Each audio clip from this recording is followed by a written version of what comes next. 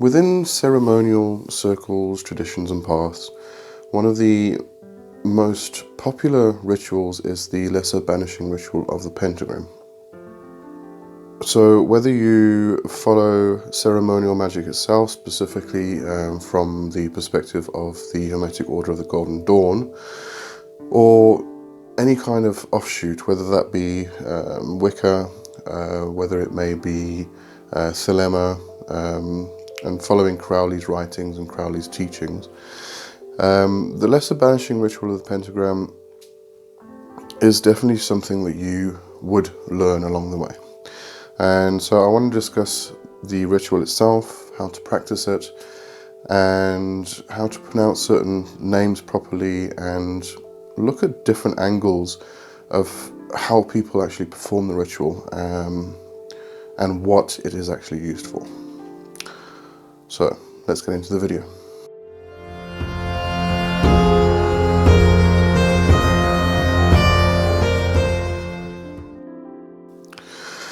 Okay, so the Lesser Banishing Ritual of the Pentagram. It is definitely the first formal ritual that you will learn if you are following Ceremonial Magick.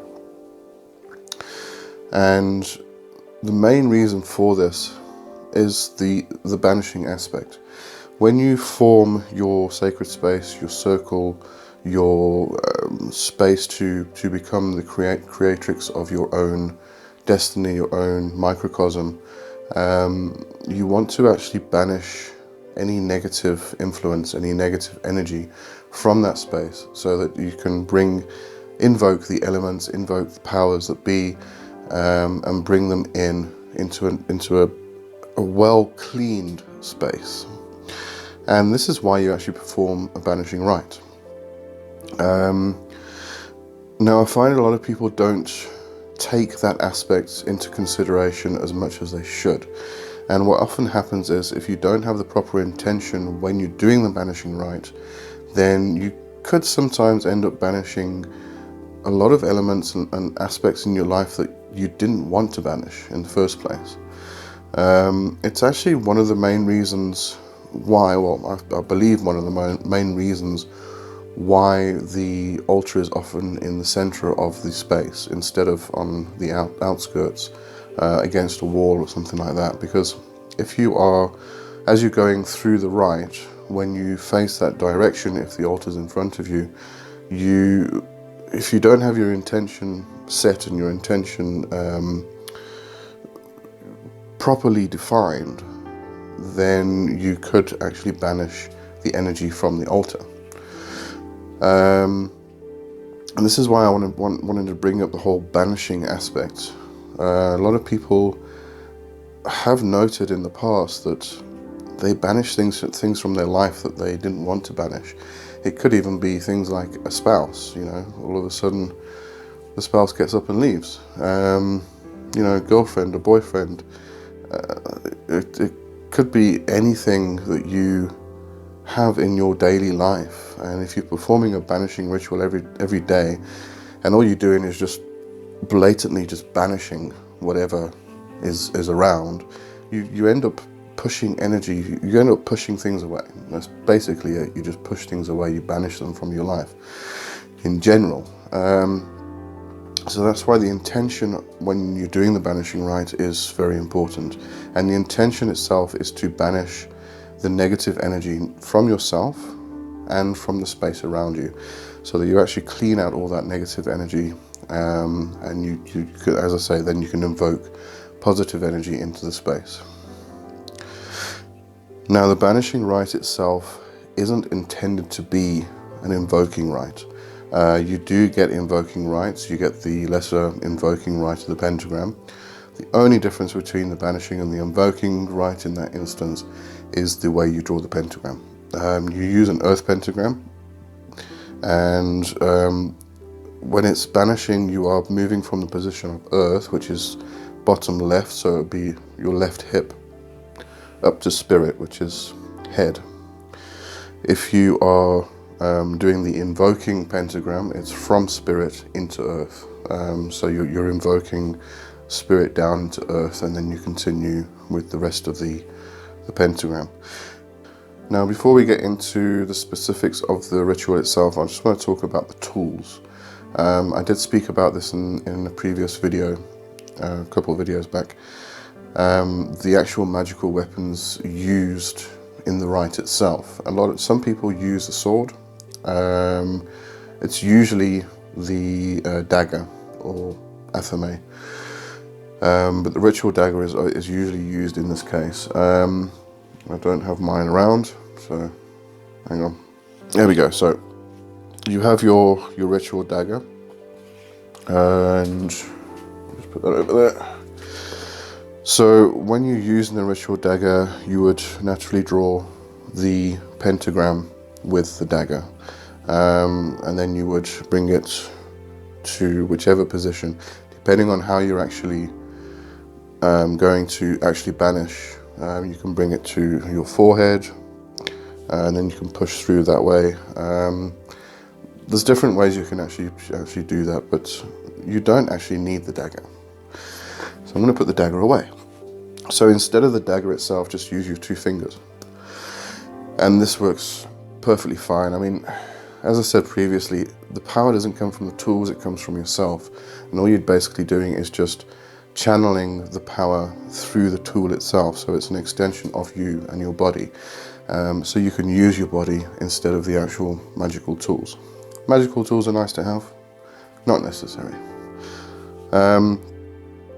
So looking at the actual ritual itself, there are some specifics that I want to get into. You don't have to follow anything that I do or say. Please do your own research into this. If you want to take what I do, what I suggest into consideration, that's fine. So when it comes to pronouncing the divine names and the archangel names, there are some discrepancies that I've noticed. And I used to do it myself until I got into Kabbalah and learned some proper pronunciations.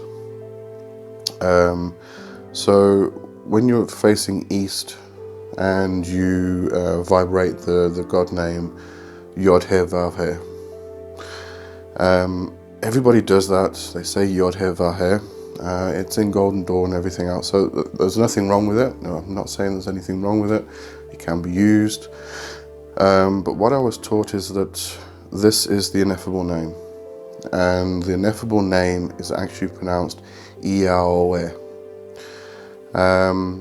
So if you want to do it from a Kabbalistic point of view, which, you know, it's based on really, it is the divine names from Hebrew, then rather use Iaoe, I-A-O-E, and so this pronounced E-R-O-E, simple. So that's the first, and then you move to that's in the east, which is Raphael, and then you move to the day position. Concerning the day and night position, please watch the video on tools and the compass or the directions. I work in the southern hemisphere. A lot of people work in the northern hemisphere, but those 2 positions are swapped, north and south. So you'll be moving in different directions depending on what hemisphere you're actually in. So I'm going to be referring to the day position and the night position, but watch that video, it explains it a bit better. Okay, so in the day position is the position of fire and the archangel Michael, and it is pronounced Michael. And in this position we vibrate the god name Adonai. It's Adonai, not just Adonai. How do people say it? Adonai. Yeah, Adonai. Sorry. I like to get particular with the names. It's just I prefer to actually say the god names and things properly. It's mostly out of respect. And then we move to the west, which is the position of water and Javriel. I'll get into that name just now. And in this position we vibrate the god name Ehye. and then we move to the night position, which is earth, and that is Uriel, and we vibrate the god name Agla. Now, concerning Javriel, everybody says Gabriel. What I was taught in Kabbalah is that there are two ways to pronounce the letter G. One of them actually invokes war, and that's the hard G. The other one is gentle, and that's the Je. And the B in the name is actually pronounced as a V. So it's not Gabriel, it's Javriel. So just bear that in mind when you're actually doing your studying about the ritual itself. All right, so you go around to the 4 positions and then you come back to the center. So let's have a look at the positions themselves and the actual pentagrams. The pentagrams are drawn at the actual quarters, at the watchtowers. Sorry for the interruption. I actually forgot to mention in the video the Kabbalistic cross. Now, the Kabbalistic cross you can find in some detail in the previous video. I'll link it above. But with the Lesser Banishing Ritual of the Pentagram, you start with the Kabbalistic cross, you do the Banishing Ritual, and then you do the Kabbalistic cross again. Now, some people prefer to do that and then they go into the rest of the ritual, or they'll do the Kabbalistic cross, the Banishing Ritual, any other rituals they want to do and their work, and then they'll finish with the Kabbalistic cross. There's no reversal of the Banishing Ritual, so you can just end with the Kabbalistic cross if you prefer, if you'd like to do it that way. Okay, so back to the video. And as I say, it's the Banishing Pentagram. So what we do is we start at the left hip, up to the head, down to the right hip, up to the left shoulder, across to the right shoulder, down to the left hip. Now when you draw the pentagrams, you imagine each line being a blue flame. And there's actually some breathing that you can do with this as well. So as you go up, you breathe in. As you come down, you breathe out. So you would go in, out, in. When you're going across horizontally, you hold your breath, and then down, out. That's how you draw the pentagrams. From there, there's a whole lot of different things that people do. Some people will simply draw the pentagram, vibrate the name, and just let the vibration banish through the pentagram itself.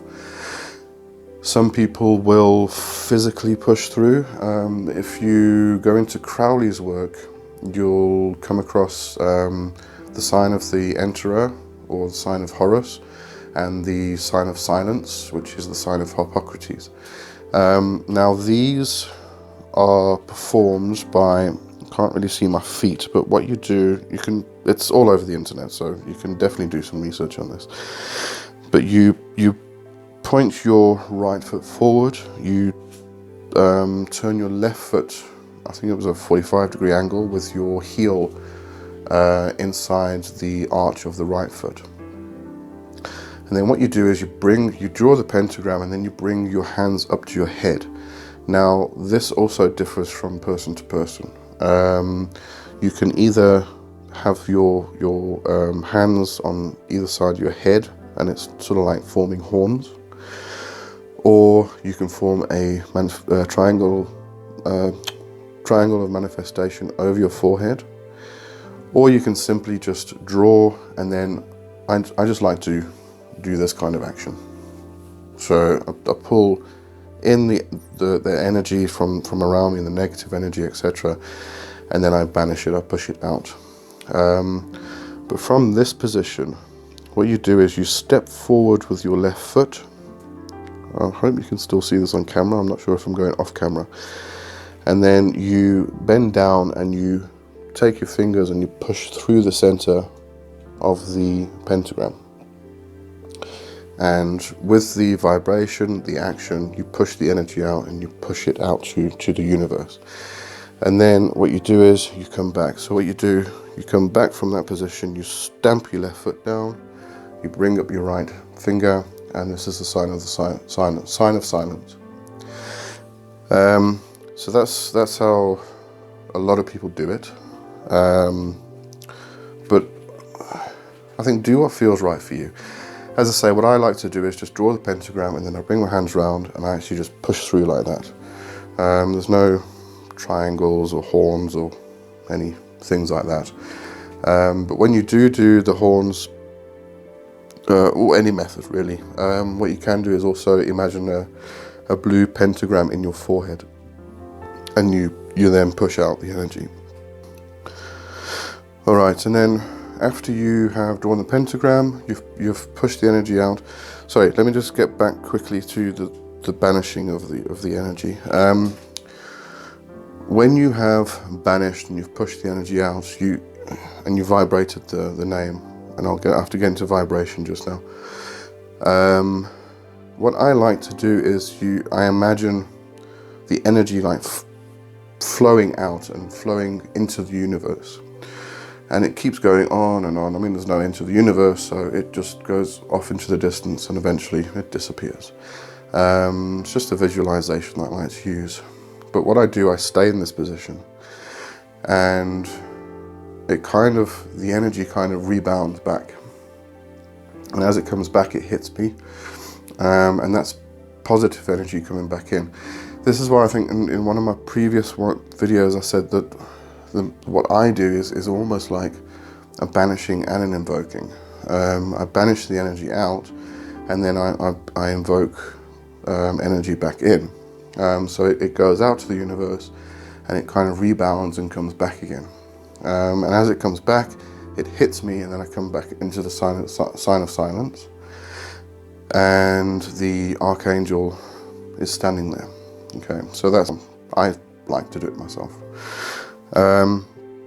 So you've drawn the pentagram, and then you imagine the archangel of that position standing in front of you.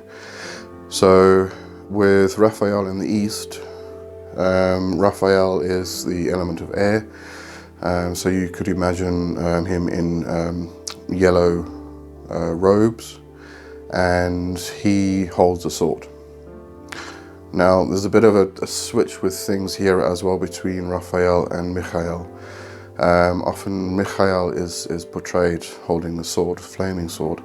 But in more traditional Kabbalah, going back a bit further, it's Raphael who holds the sword. He slices through the air. So again, your own preference, what you feel comfortable with, go with that. And then when we go to the day position or the fire position with Michael is then wearing red robes. He could be wearing armor actually. I prefer robes, but okay, he's wearing red robes, and he's holding a staff, or what's usually called the rod. Then into the west with Javriel, and he's holding a cup, and he's wearing blue robes, and they're kind of flowing like water. And sorry. And then round to Uriel in the night position, or the earth position, and he's wearing green robes and he's holding a shield. So those are the magical weapons of the directions and the archangels themselves. So where are we now? We've drawn a pentagram in the east. We have banished the energy's come back, and Raphael, this giant angel, is standing in front of us. And then we move round to the day position. So I move left. If you're in the northern hemisphere, you would move right, because you would go from east to north. I go from east to south because that's the path of the sun. So you go Diasil in this particular ritual. So what you do is you then come back and you push through the middle of the pentagram, and then you draw a line from quarter or watchtower to watchtower, quarter to quarter. And that line, again, depends on from person to person. Some people draw it as blue flame, some people draw it as a white flame. Some people go from center to center, whereas some people draw it on the floor. So visualization, representation, what is comfortable with you. Always what is comfortable with you and what works for you. If drawing it on the floor feels more your kind of thing, because maybe you want to create a wall of energy rather than just a line. So you can draw it on the floor, and as you're drawing it, this wall of energy forms in a circle. It's all about visualization, preference, being comfortable with what you're doing. Okay, so then you go around to the fire position. You do the same thing. So you draw the pentagram, you do whichever pushing position you want to, you vibrate the God name, push it out, banish the energy, bring it back. Huge big Michael standing in front of you, and you consequently go round all of the quarters. Now vibrating the God names.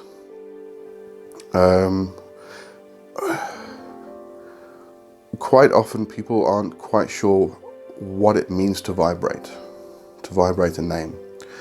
You can actually whisper the names. There's nothing wrong with whispering. I actually kind of enjoy whispering divine names.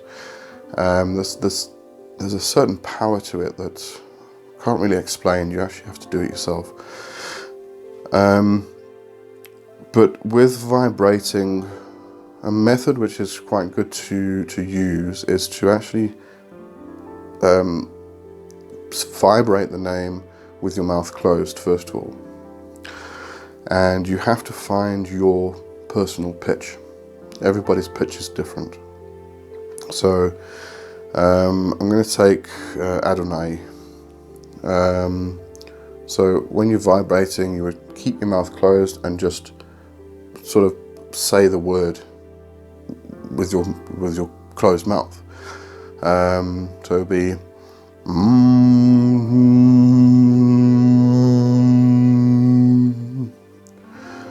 Then just practice this a little bit. You want just change your pitch up and down to see which works better for you.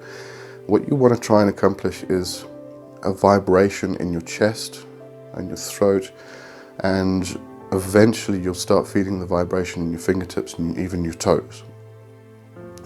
So just change the pitch and find out where your pitch is. So you might start there and then you go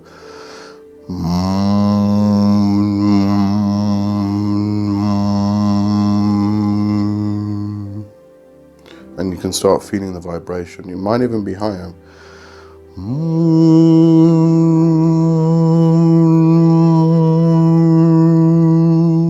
So I get a lot of vibration over here when I go to higher pitch. Then when you've done that, then you can open your mouth.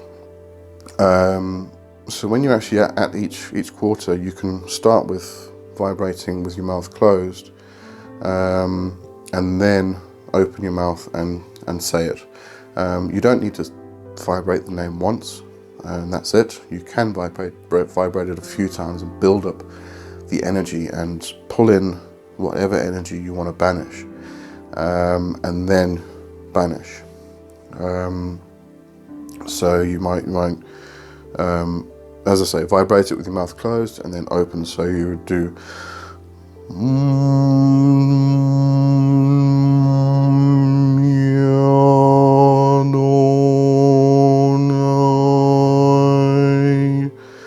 push the energy out, banish it, let all the energy go out into the universe. If you like it, the idea of it bouncing back and coming back with positive energy, where this archangel comes flying in and stands in front of you. I like the visualization myself, so that's what I go with.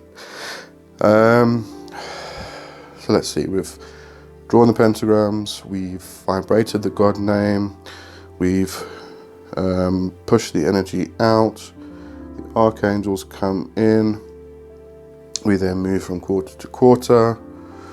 drawing the energy from point to point, watchtower to watchtower, and then we come back to the east. So you've done the day position, or the position of Earth and Uriel, and then you come back to the east.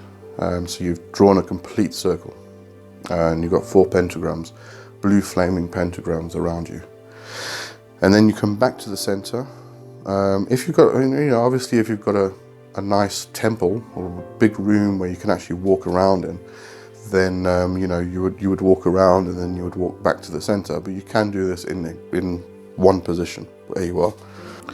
So you come back to the center facing east, and you put your arms out to the sides, and you call on the archangels, and then you would say, before me Raphael, behind me Javriel, at my left hand Michael, at my right hand Uriel. Obviously, if, as I say, I'm working in the southern hemisphere, so if you work these two around, so you would actually, if you work in the northern hemisphere, you would actually say, before me Raphael, behind me Javriel, at my right hand Michael, at my left hand Uriel. So as I say, what you're doing is you're working. The direction you're walking is with the sun,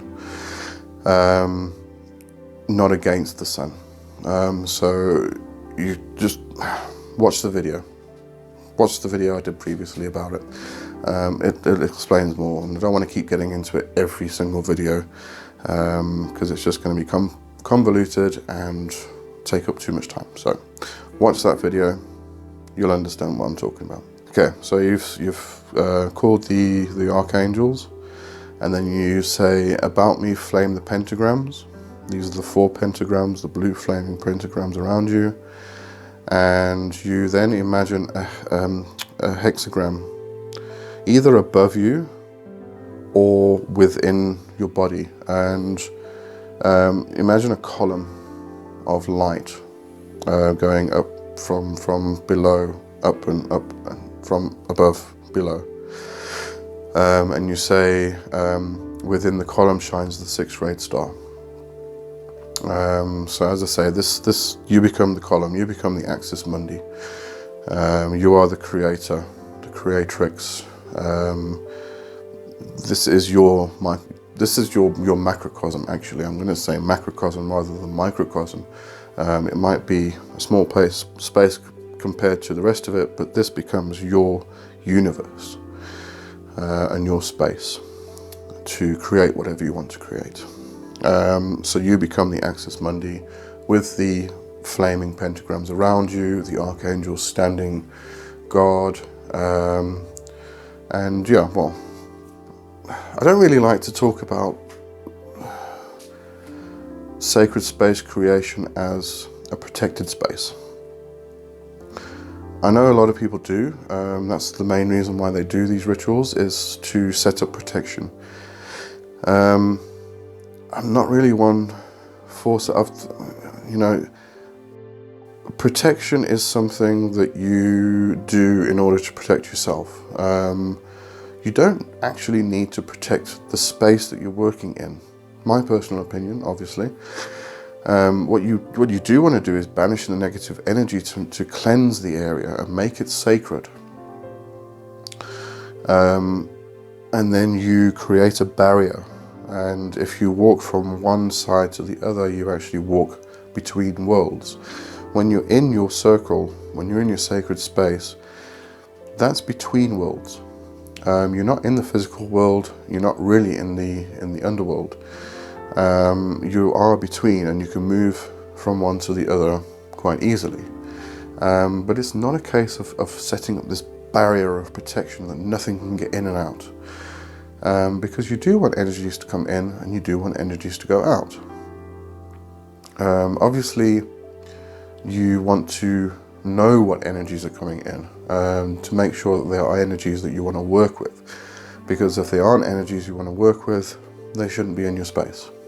You're God. In this space, you are God. You decide what comes in and what goes out. So it's not this solid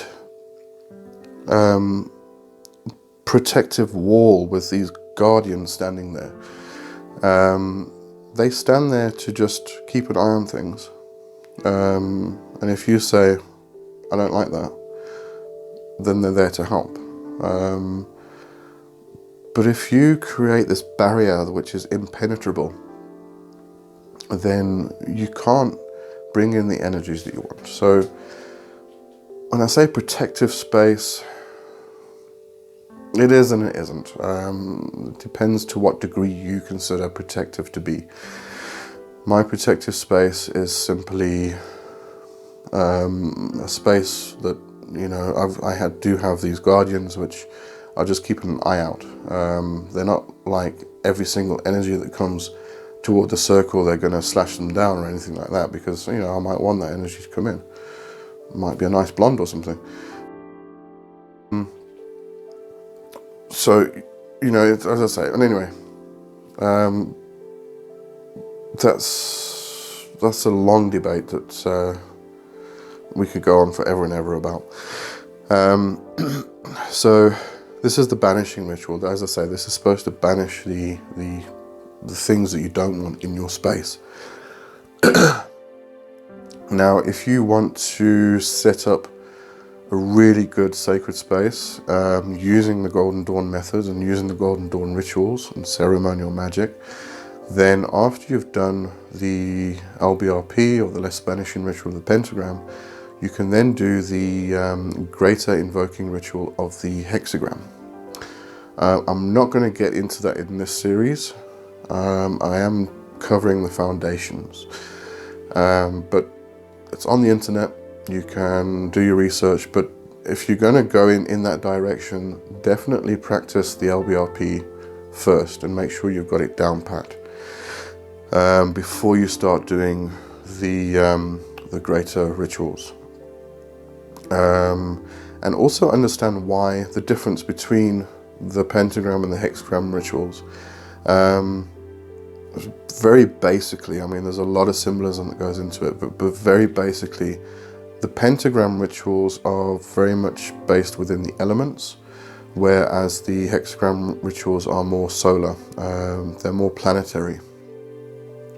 So you're bringing in different aspects also. So you can, and if you want to do the whole hog, I mean, you can do the lesser banishing ritual of the pentagram followed by the lesser invoking ritual of the pentagram. So you're invoking the elements in. Then you can go into the greater rituals and the lesser banishing ritual of the hexagram and the lesser invoking ritual, and then the greater one. There's a whole bunch of them. But if you want a good space, if you want to set up a good space, then do LBRP followed by the hexagram, the greater invoking ritual of the hexagram, and then do the middle pillar. That's a very nice set of rituals to do. If you're more into Crowley and Thelema, you can do the Star Ruby and the Star Sapphire. They are the equivalents of those two rituals, the pentagram ritual and the hexagram ritual. So you have that option if you prefer Crowley's work rather than the Golden Dawn itself. And I think that's it. Yeah, I think that was it. If I do think of anything, I'll bring it up in a future video, but I think that covered all the bases. As I say, go and do some research, find out what other people are doing, how they're doing the actual ritual itself, and see what feels better for you and how the energy works for you. And then practice. Practice. That's all you can do. And remember to keep the intent pure. So you might want to do a bit of stillness meditation beforehand, just to clear your mind and make your mind more focused. Keep your intention pure. Your intention should be to banish any elements that you do not want within your sacred space. And that's the intent. You don't want to banish your wife or your husband. You might want to banish the mother-in-law, up to you. But yeah, keep the intention pure, so that you're only banishing the specific things that you need to banish in order to create your sacred space. Remember that part, because otherwise, you end up with a lot of people complaining about, this person left me, I lost my job. You know what else is very good for with banishing rituals, which I found, and I could have sworn I read this in John St. John, which is one of Crowley's published journals. Very interesting book, by the way. You should go read it. It's how he used to keep his journals, very detailed, very specific. And I'm sure I read this, but it was years ago, so it was probably a different book. But anyway, I could have sworn he said that he had indigestion, and he used the LBRP to get rid of the indigestion. And I thought, that's brilliant. I get indigestion a lot. So I actually tried it, and it worked. Indigestion went away. I banished my indigestion. So remember to keep your intent pure. If you want to get rid of indigestion, get rid of indigestion. I think I need to use it for some other bad habits, actually. But anyway, I'm gonna ramble again. You know me, I like rambling. So if you got any value out of this video, please hit the like button, and hopefully we can reach a lot more people who can get benefit as well. And I'll see you in the next video. Thank you. Cheers.